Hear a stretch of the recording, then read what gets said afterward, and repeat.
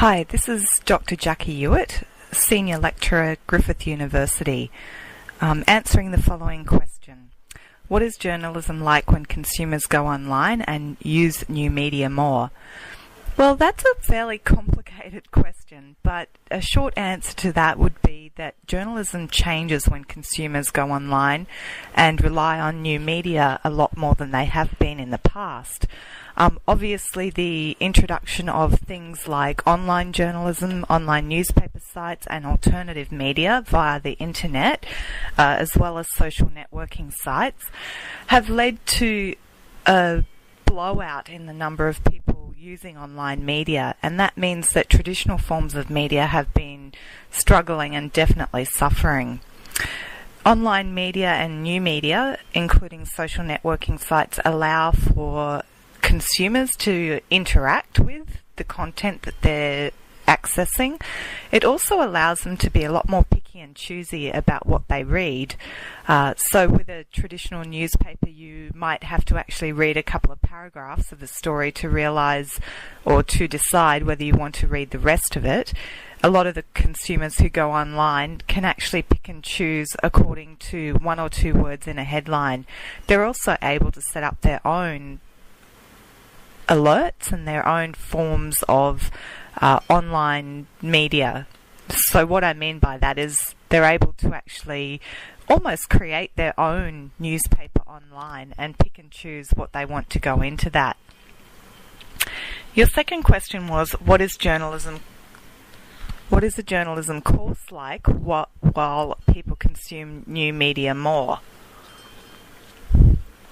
As a journalism educator in Australia, I'm noticing that increasingly, but probably not to anywhere near the extent that it needs to happen, journalism courses are including online media and social media into their curriculum. At Griffith University last year, I introduced students in my news and politics class to Twitter, which is a social networking site. So in that course, which is a news and politics class, students just had to post 6 tweets about each of the news stories they wrote as a self-reflection. Of course, journalism courses need to keep up with new media, and it will be interesting to see how that develops. We also teach online journalism at Griffith, and increasingly are preparing our students to work across a number of platforms, both traditional platforms and new and emerging platforms. Your third question is, how could online news media make money? Because there are so many newspapers going online and trying to get customers to make a fee. I guess if I knew the answer to that question, I'd be a very rich woman. That would be nice. But seriously, Rupert Murdoch is suggesting that he's found a way of doing it by putting up paywalls. In Australia, the Financial Times has done this for a long time. They have a paywall, and you need to pay for the online edition, or you can buy a subscription to the hard copy edition, and you can also get the online edition as part of your access fee for that. There are ways of doing it. I think it's really about changing the culture of customers and making customers realise that news costs money to put together, and eventually they are going to have to pay for it. Your fourth question was what journalists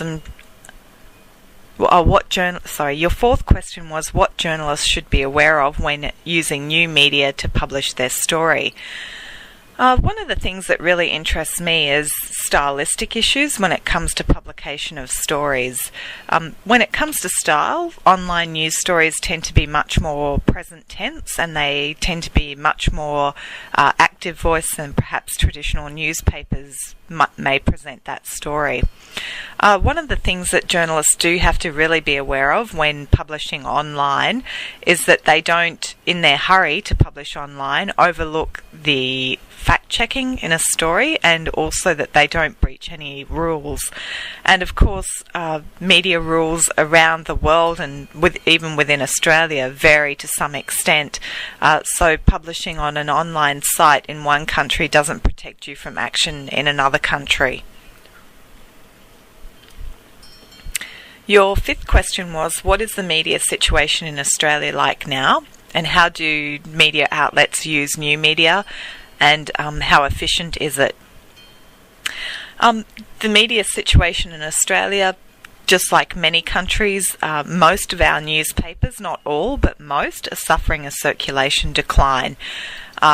We have a restricted market in that there are three major players in the media world, and they do control most of the media.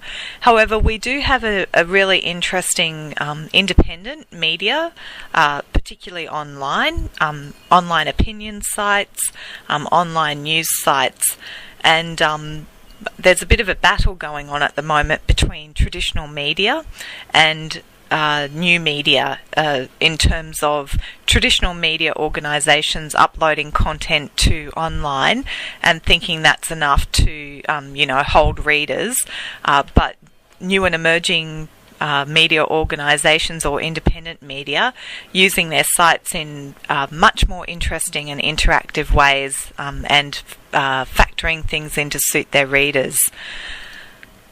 So I hope that answers your questions, and I'd just like to close with saying that I think the development of online media has only just begun. What I really think needs to happen in the online media world is that particularly mainstream traditional news organisations need to rethink their approach to putting content online. It's no longer just enough to put a bit of video and maybe a little bit of sound up there, and a written story about something. There actually has to be a new way of thinking about approaches to online content, and I wait with anticipation to see what that is. Thank you.